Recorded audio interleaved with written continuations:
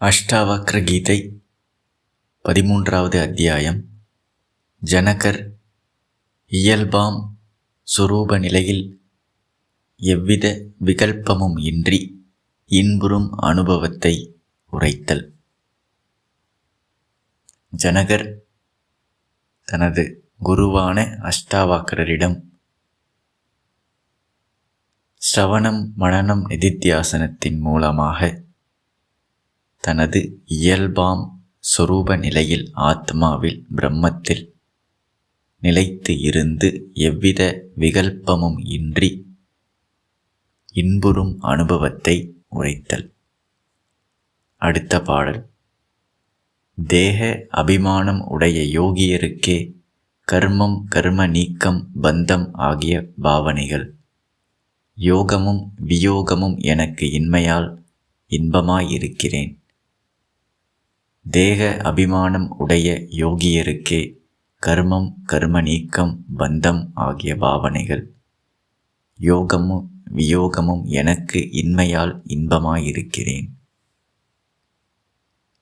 ஸ்ரவண மாத்திரத்தில் தனது சுரூபமான ஆத்மா பிரம்மம் சச்சிதானந்த ஸ்வரூபத்தில் நிலைத்து இருந்து தன்னை தவிர வேறொரு பொருள் இங்கே கிடையாது அப்படிங்கிற அனுபவத்தில் சாந்தியுடன் நிறைவுடன் இந்த ஆனந்தத்தை இன்பத்தை அனுபவித்து கொண்டிருக்கிறார் ஜனகர். இப்போ அவர் இருந்தபடிக்கே வெளியில் ராஜாவாக பிராரப்தத்துப்படி அவருக்கு ஒரு ரோல் பிளே கிடச்சிருக்கு. அந்த இடத்துல அந்த அரியாசனத்தில் அமர்ந்து கொண்டே இந்த ஆத்மானந்தத்தை அவர் அனுபவிச்சிட்ருக்கார். எதையாவது செய்யாமல் இருக்கணும், எங்கேயாவது ஓடி போயிடணும், இந்த சம்சாரத்தை விட்டு நான் விலகி போகணும் அப்படிங்கிற வியோகம், பிரிதல், வெறுப்பு அவருக்கு கிடையாது. இந்த ஞான நிலையில் ஞான நிஷ்டையில் எதன் மீதும் வெறுப்பு கிடையாது. எதையாவது விட்டுட்டு ஓடணுங்கிற அவசியம் அவருக்கு கிடையாது.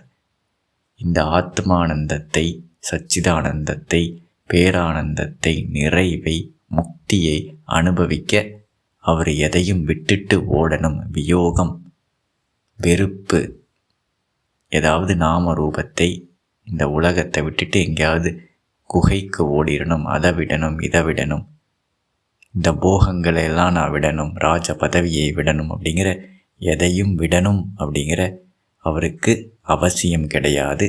எதையாவது விடணும் அப்படிங்கிற விருப்பம் அவருக்கு கிடையாது. எதையாவது விட்டுட்டு ஓடிடணும் அப்படிங்கிற ஒரு எண்ணம் அவருக்கு கிடையாது. அது தேவையில்லை.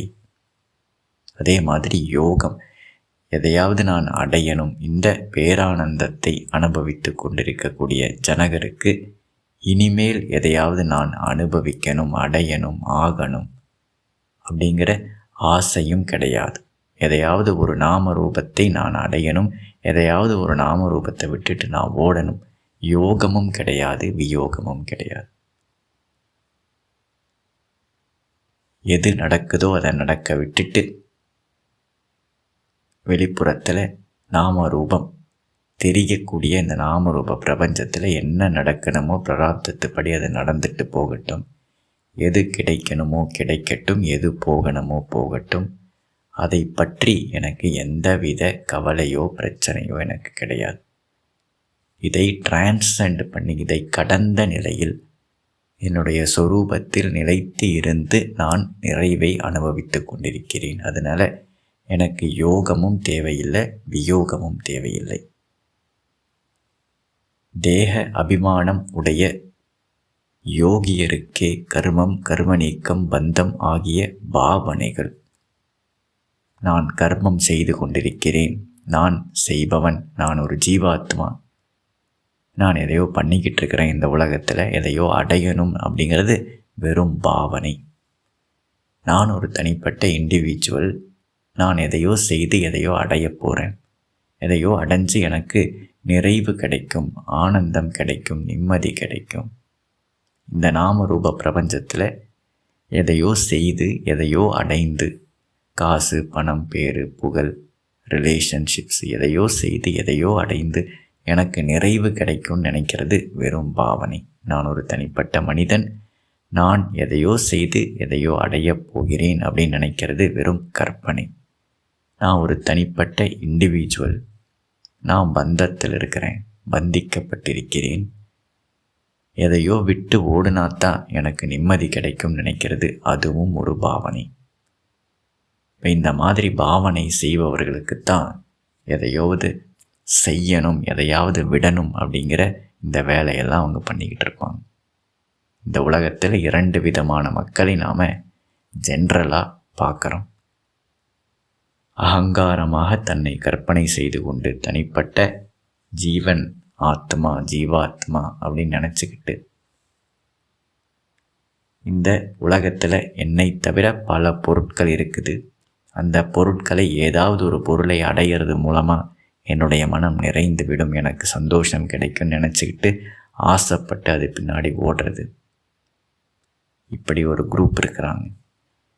பிறந்ததிலிருந்து சாகிற வரைக்கும் அடையணும் அடையணும், எதையாவது ஆகணும், எதையாவது மாற்றணும் அப்படின்னு எதையாவது ஒரு நாம ரூபத்துக்கு பின்னாடி ஓடக்கூடியவர்கள். நான் ஒரு தனிப்பட்ட மனிதன், இது கிடச்சிச்சுன்னா நான் நிறைவே அடைஞ்சிருவேன்னு பிறந்ததுலேருந்து சாகிற வரைக்கும் ஏதாவது ஒரு நாம ரூபத்துக்கு பின்னாடி ஓடிக்கிட்டே இருக்கக்கூடியவர்கள்.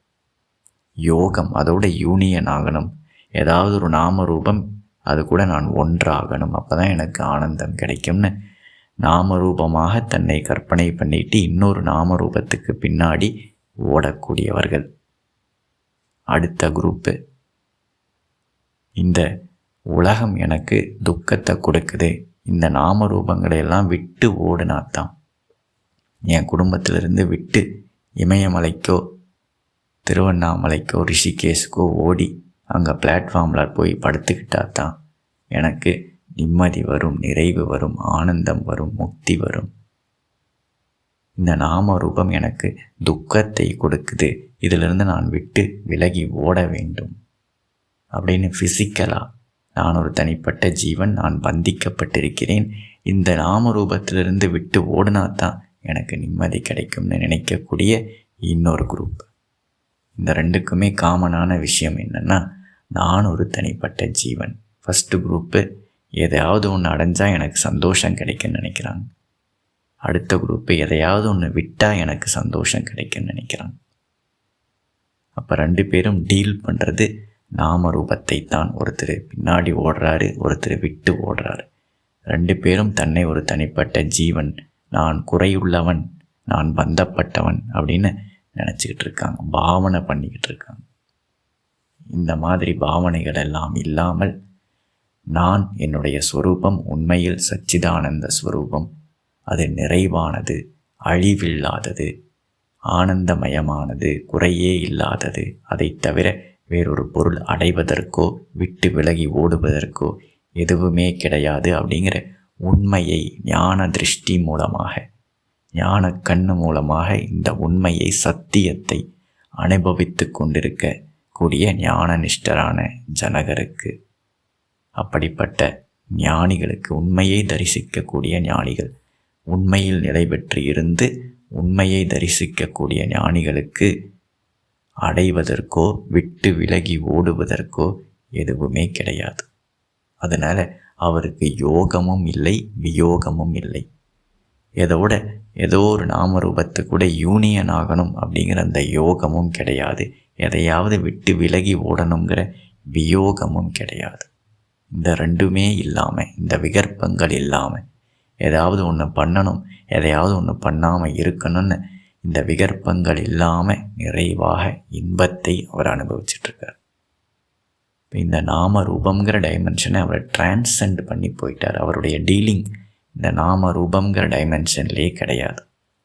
எல்லா டீலிங்கும் அஞ்ஞானத்தினால தான். நான் ஒரு தனிப்பட்ட ஜீவன், குறையுள்ளவன், பந்தப்பட்டவன்கிற கற்பனை இருக்கிறதுனால தான் இந்த டீலிங்கெல்லாம் நடந்துக்கிட்டு இருக்கு.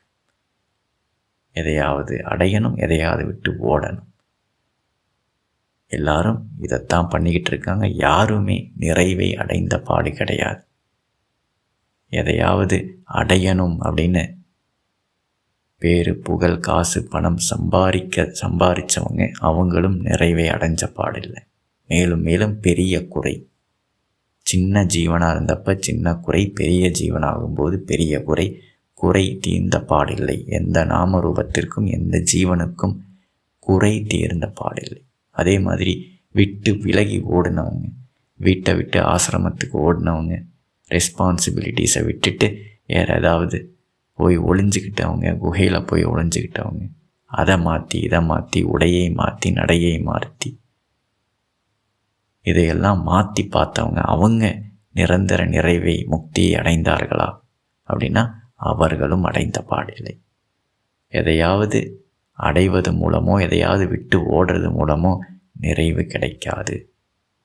தன்னுடைய உண்மையான ஸ்வரூபம் என்ன அப்படின்னு தெளிவாக சிரவண மனனத்தின் மூலமாக கேட்டு உணர்ந்து அதில் நிலை பெற்று இருப்பதன் மூலமாக மட்டுமே நமக்கு முக்தி, நிறைவு, பேரானந்தம் இதெல்லாம் கிடைக்கும்.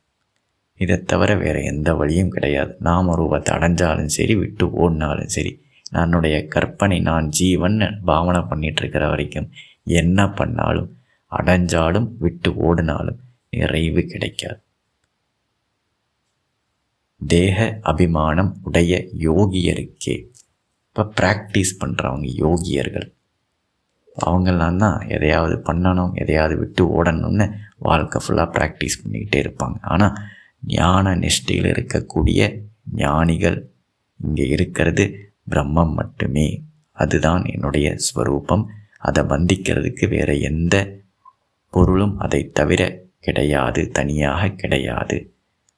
அப்போ எனக்கு எந்த உண்மையான என்னுடைய ஸ்வரூபத்துக்கு எந்த குறையும் கிடையாது. அதனால் நான் எதையும் அடைய தேவையில்லை. நான் பந்திக்கப்படவே இல்லை. என்னை பந்திக்கிறதுக்கு என்னை தவிர வேறு எதுவுமே கிடையாது. அதனால் நான் எதையும் விட்டு ஓடவும் தேவையில்லை. அப்படிங்கிற நிலையில் இருப்பவர் ஞான நிஷ்டர். இப்படி நான் நிலைத்து இந்த பேரானந்தத்தை அனுபவித்து கொண்டிருக்கிறேன் அப்படின்னு ஜனகர் தன்னுடைய குருவான அஷ்டாவக்கரரிடம் உரைக்கிறார். அடுத்த பாடல். தூங்குவதால் யான் இழப்பது ஒன்றுமில்லை, முயல்வதால் அடைவது ஒன்றுமில்லை. எனவே இழப்பையும் மகிழ்வையும் விடுத்து நான் சுகமாய் உள்ளேன். தூங்குவதால் யான் இழப்பதொன்றில்லை, முயல்வதால் அடைவது ஒன்றுமில்லை. எனவே இழப்பையும் மகிழ்வையும் விடுத்து நான் சுகமாய் உள்ளேன். தன்னுடைய ஸ்வரூபத்தில் நிலைத்து இருக்கக்கூடிய ஞானிகள், அவங்களுக்கு இனிமேல் முயன்று அடைவதற்கு ஒன்றுமே கிடையாது. அல்லது அவங்க எதுவுமே செய்யாமல் விட்டுட்டா இழந்து விடுவார்களோ, எதையாவது இழப்பதற்கும் ஒன்றும் கிடையாது. அடைவதற்கும் ஒன்றுமில்லை, இழப்பதற்கும் ஒன்றுமில்லை. யாருக்குன்னா ஞான நிஷ்டர்களுக்கு. ஆனால் அஞ்ஞானிகளுக்கு, தான் ஒரு தனிப்பட்ட ஜீவன் நினச்சிட்ருக்கிறவங்களுக்கு முயன்றுக்கிட்டே இருக்கணும், முயற்சி செஞ்சுக்கிட்டே இருக்கணும். அப்போ தான் அவங்க பெரிய ஆளாக முடியும், இருந்த இடத்த மெயின்டைன் பண்ண முடியும். தூங்கிட்டாங்க, முயற்சி செய்யாமல் விட்டுட்டாங்கன்னா டீக்ரேட் ஆகிடுவாங்க, இழப்பு வந்துடும். முயன்று கொண்டே இருந்தால்தான் லாபம் கிடைக்கும். முயற்சியை விட்டுட்டா இழப்பு வந்துடும். யாருக்கு? ஜீவாத்மா, அஞ்ஞானத்தில் இருக்கிறவங்களுக்கு. தான் தனிப்பட்ட ஜீவன், நான் உடல் மனம் அகங்காரம்னு கற்பனை பண்ணிக்கிட்டு வாழ்கிறவங்களுக்கு சாகிற வரைக்கும் முயற்சி பண்ணிக்கிட்டே இருக்கணும். கொஞ்சம் முயற்சியை நிறுத்திட்டா இழப்பு வந்துடும். அவர்கள் அடைந்தது எல்லாமே உடம்பு சின்ன குழந்தையிலிருந்து பெரிய உடம்பாக மாறிடுச்சு. ஹெல்த்தி ஸ்டேட்டில் இருக்கிறாங்க. சின்ன குழந்தையாக இருந்து பெரிய ஆள் ஆகிறதுக்கு சாப்பிட்டுட்டே இருக்கணும். அப்புறம் இப்போது ஒரு ஹெல்த்தி ஸ்டேட்டில் இருக்குது. ஆனால் அதை மெயின்டைன் பண்ணுறதுக்கு நீங்கள் முயற்சி பண்ணிக்கிட்டே இருக்கணும். அதை மெயின்டைன் பண்ணாமல் விட்டுட்டா திரும்பவும் அது டீக்ரேட் ஆகிடும். ஒரு எலெக்ஷனில் ஜெயிச்சுட்டு நான் ஒரு பிரைம் மினிஸ்டர், சீஃப் மினிஸ்டர் ஆகிட்டேன். ஆனால் அதை மெயின்டைன் பண்ணிக்கிட்டே இருக்கணும். கஷ்டப்பட்டு இந்த பொசிஷனுக்கு வந்துட்டேன், இப்போ நான் சும்மா தூங்கலாமா அப்படின்னா தூங்க முடியாது. மெயின்டைன் பண்ணிக்கிட்டே இருக்கணும். கொஞ்சம் அசந்து தூங்குனா என்னுடைய சேர் வேறு யாரோ ஆக்குப்பை பண்ணிக்குவாங்க. திரும்பவும் நான் அடுத்த எலெக்ஷனில் ஜெயிக்கணும். எதை அடைஞ்சாலும் காசு பணத்தை நான் கஷ்டப்பட்டு சம்பாரிச்சிட்டேன். இப்போ நான் தூங்கிடலாமா அப்படின்னா தூங்க முடியாது. ரெஸ்ட் எடுக்கலான்னா எடுக்க முடியாது. அதை நான் இப்போ மெயின்டைன் பண்ணணும், பாதுகாக்கணும். பேரு புகழ் அடைஞ்சாச்சு, இப்போ நான் ரிலாக்ஸாக இருக்கலாமா, இஷ்டப்படி வாழலாமான்னா முடியாது. அதை நான் மெயின்டைன் பண்ணணும். கல்யாணம் பண்ணியாச்சு, இப்போ நான் ரிலாக்ஸாக இருக்கலாம்னா இருக்க முடியாது. அதை நான் மெயின்டைன் பண்ணணும். குழந்தை பெற்றாச்சு, போதுமா அப்படின்னா இல்லை, அதை நான் வளர்க்கணும். நாம ரூபத்தில் எதை அடைஞ்சாலும், கஷ்டப்பட்டு நாம் எதை அடைஞ்சாலும் நாம் அதை மெயின்டைன் பண்ணிக்கிட்டே இருக்கணும், இம்ப்ரூவ் பண்ணிக்கிட்டே இருக்கணும், ரிப்பேர் பண்ணிக்கிட்டே இருக்கணும், முயற்சி பண்ணிக்கிட்டே இருக்கணும். முயற்சி பண்ணுறதை விட்டுட்டா இழப்பு வந்துடும். ஞானிகள் அடைந்த ஆனந்தம், நிறைவு இப்படிப்பட்டதா? அஞ்ஞானிகள் அடையக்கூடிய எல்லாமே அதுக்கு ஒரு மெயின்டெனன்ஸ் எஃபர்ட் இருக்குது, மெயின்டெனன்ஸ் காஸ்ட் இருக்குது. முயற்சி பண்ணிக்கிட்டே இருக்கணும். வாங்கினா மட்டும் பத்தாது, அதை மெயின்டைன் பண்ணிக்கிட்டே இருக்கணும். அது அழிய வரைக்கும், போக வரைக்கும், சாக வரைக்கும் முயற்சி பண்ணிக்கிட்டே இருக்கணும். இப்படிப்பட்டதா ஜனகர் அனுபவிக்கக்கூடிய இந்த ஞானானந்தம் அப்படின்னா கிடையாது. எந்த முயற்சியும் இல்லாமல் இயல்பான ஒரு ஆனந்தம், சும்மா இருப்பதால் வரக்கூடிய ஆனந்தம். இந்த சச்சிதானந்தம், பரமானந்தம், ஞானானந்தம், நிறைவு, முக்தி இதெல்லாமே நம்மளுடைய ஸ்வரூபம், இயல்பு, அதனுடைய ஒரு ஃப்ராக்ரன்ஸ், எஃபர்ட்லெஸ்ஸான ஒரு ஆனந்தம். எதுவும் பண்ண தேவையில்லை, எதுவும் பண்ணாமல் கிடைத்த ஆனந்தம். அதனால் இதுக்கு எந்த மெயின்டெனன்ஸும் தேவையில்லை. எதையாவது பண்ணாமல் விட்டுட்டா சச்சிதானந்தம் குறைஞ்சு போயிடுமோ, பரமானந்தம் குறைஞ்சு போயிடுமோ, அடைஞ்ச நிறைவுக்கு ஒரு பங்கம் வந்துடுமோ அப்படின்னா கிடையாது. எதுவுமே செய்யாமல் அடைந்தது, எதுவும் செய்யாமலும் எப்பவுமே அது இருந்துக்கிட்டு இருக்கும். இப்போ ஜனகர் சொல்கிறாரு, தூங்குவதால் நான் இழப்பது ஒன்றுமில்லை. இப்போ நான் அடைஞ்சது பேரானந்தம், நிறைவு. நான் எந்த ஃபிசிக்கல் எஃபர்ட்டும் போடாமல் இருக்கிறேன் அப்படின்னா இது நான் அடைந்ததை இழந்து விடுவேனோ அப்படின்னா கிடையாது. அல்லது ஃபிசிக்கல் எஃபர்ட் ஏதாவது போட்டு இதுக்கு மேலே நான் எதையாவது அடைய முடியுமா, நான் அடைந்த இந்த பேரானந்தத்துக்கு மேலே ஏதாவது அடையிறதுக்கு இருக்கா அப்படின்னா அதுவும் கிடையாது. ஸ்வரூப ஆனந்தத்தில் நிறைவில் இருக்கக்கூடியவர்கள் பேரானந்தத்தில் இந்த பிரிம் ஆஃப் ஹாப்பினஸ், 100% ஹாப்பினஸை அவங்க அச்சீவ் பண்ணிட்டாங்க, நிறைவை அடைந்து விட்டார்கள். தன்னை தவிர வேறு இங்கே எதுவுமே இல்லைன்னு அவங்க பார்த்துட்டாங்க. இந்த சத்தியத்தை அவர்கள் பார்த்து விட்டார்கள். இதுக்கப்புறம் இந்த உலகத்தில் ஏதாவது முயற்சி செய்து அடையிறதுக்கு, இந்த ஆனந்தத்தை கூட்டுவதற்கு ஏதாவது இருக்குதா? ஏதாவது அடைய முடியுமா? பிரம்மத்தை தவிர அதுக்கு மேலே ஏதாவது அடைய முடியுமா? சச்சிதானந்தத்தை தவிர அதுக்கு மேலே ஏதாவது அடைய முடியுமா? நானே கடவுள் ஆனதுக்கப்புறம் இதுக்கு மேலே ஏதாவது ஆகிறதுக்கு ஏதாவது இருக்குதா? எல்லாமே பிரம்மமயமாக தெரியும் போது இதுக்கு மேலே தெரிஞ்சுக்கிறதுக்கு ஏதாவது இருக்குதா? தன்னைத்தானே அனுபவிக்கக்கூடிய இந்த ஞானிகளுக்கு அனுபவிக்கிறதுக்கு தன்னை தவிர வேறு ஏதாவது பொருள் இருக்க முடியுமா இந்த பிரபஞ்சத்தில் அப்படின்னா இல்லை. அப்போ இனிமேல் நான் முயற்சி செய்து அனுபவிக்கிறதுக்கு, அடையிறதுக்கு இனிமேல் எதுவுமே கிடையாது. நான் ஏதாவது செய்யாமல் விட்டுட்டேன்னா இழப்பதற்கும் ஒன்றும் கிடையாது. இந்த பேரானந்தத்தை, சிவஸ்வரூபத்தை, இயல்பை இழக்கவும் முடியாது. இதுக்கு மேலே எதையும் அதை இம்ப்ரூவ் பண்ணவும் முடியாது. எதையாவது செய்து தன்னுடைய இயல்பை கொஞ்சம் பெர்ஃபெக்ட் பண்ணலாமா? நான் சீஃப் மினிஸ்டர் ஆகிட்டேன், இன்னும் கொஞ்சம் முயற்சி பண்ணி பிரைம் மினிஸ்டர் ஆகலாம். ஆனால் இந்த பிரம்மமாக நான் நிலைத்து இருந்து அனுபவிக்கும்போது இதுதான் என்னுடைய ஐடென்டிட்டி, ரியல் ஐடென்டிட்டின்னு நான் இருக்கும்போது எதையாவது செய்து இதை இம்ப்ரூவ் பண்ண முடியுமா? முடியாது. அதனால் முயன்று இனிமேல் நான் அடையிறதுக்கு எதுவும் கிடையாது. இதுக்கு மேலே நான் இதை இம்ப்ரூவ் பண்ணவே முடியாது. என்னுடைய இயல்பு ஸ்வரூபத்தை எதையாவது பண்ணாமல் விட்டுட்டா இந்த ஸ்வரூபத்துக்கு ஏதாவது பங்கம் வந்துடுமா, ரிப்பேர் ஆகிடுமா, பழுது ஆகிடுமா, குறைஞ்சு போயிடுமா அப்படின்னா அதுவும் கிடையாது. இப்போ நான் தூங்கி இனிமேல் நான் ஏதாவது பண்ணாமல் விட்டுட்டா இழக்கிறதுக்கும் ஒன்றுமில்லை. இனிமேல் நான் ஏதாவது முயன்று அடைவதற்கும் ஒன்றுமில்லை. இப்படி என்னுடைய ஸ்வரூபத்தில் நான் நிறைவை அனுபவித்து கொண்டிருக்கிறேன்.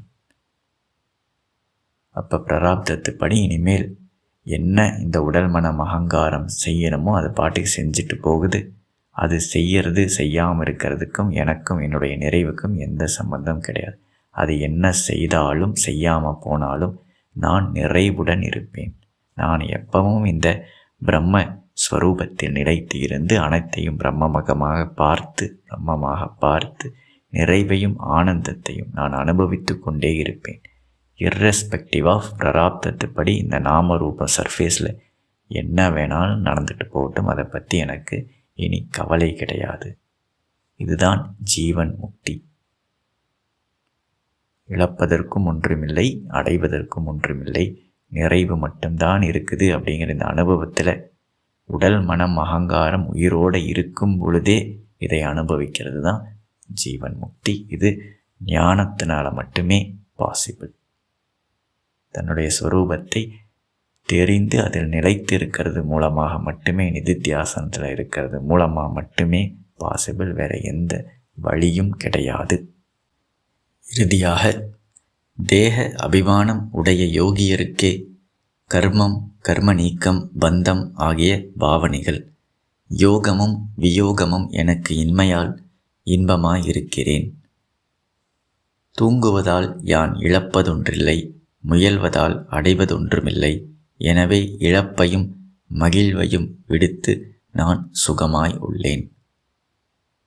இப்போ ஞான நிஷ்டையில் நிலைத்திருக்கக்கூடிய ஜனகர் கர்மம் செய்ய வேண்டும், புதுசாக ஏதாவது கர்மம் பண்ணணும் அப்படிங்கிற எந்த ஒரு விருப்பமும் இல்லை. எதையாவது விட்டுட்டு ஓடணுங்கிற எந்த ஒரு வெறுப்பும் கிடையாது. இனிமேல் நான் எதையாவது செய்யாமல் விட்டுட்டா நான் இப்போ இருக்கக்கூடிய இந்த நிலையை நான் இழக்க முடியாது. செய்யாமல் விடுறதுனால இதை நான் இழக்க முடியாது. எதையாவது செய்து இதை நான் இம்ப்ரூவ் பண்ணவும் முடியாது. இப்போ இந்த கர்மத்தை செய்யணும், செய்யாமல் விடணும் அப்படிங்கிற இந்த விகற்பம் இல்லாமல் ஸ்டேபிளாக சாந்தியுடன் நிறைவுடன் அந்த ஆனந்தத்தை நான் அனுபவிச்சிட்ருக்கேன். எந்த ஒரு இன்டென்ஷனும் மிஞ்சி கிடையாது. எதையாவது செய்யணும், செய்யாமல் விடணும், எந்த ஒரு பயமும் கிடையாது, எந்த ஒரு குறையும் கிடையாது. இப்படிப்பட்ட ஒரு அனுபவத்தை நான் அனுபவித்து கொண்டிருக்கிறேன் அப்படின்னு தன்னுடைய இந்த ஞான அனுபவத்தை குருவுக்கு எடுத்து உரைக்கிறார்.